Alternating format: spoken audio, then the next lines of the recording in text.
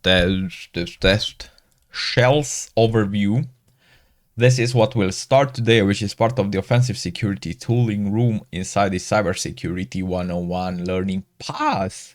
Room introduction, task number 1. Introductions. Shells in cybersecurity are widely used by attackers to remotely control systems, making them an important part of the attack chain.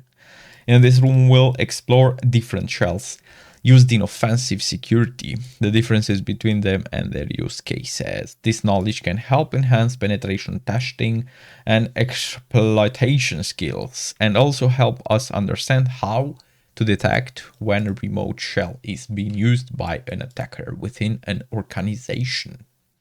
These are the learning objectives: understand shells and in offensive security, set up and use reverse and bind shells, and deploy web shells.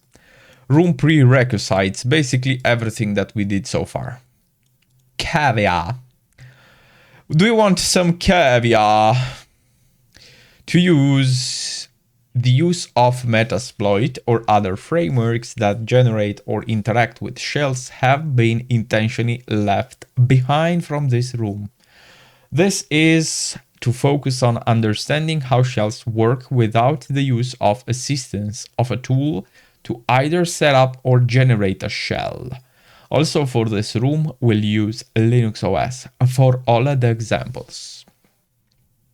Start the machine, and here explains how to start that. And also if you use a VPN, you can use the VPN instructions from TryHackMe, or just type on my channel and you will see I did from start to end how to connect to a VPN, including how to add certificates if you want to scan with burp and stuff like that. Just search under my channel by keywords, connect VPN, TryHackMe, and my name. Answer the questions below. Click to complete the task. Hardest questions ever.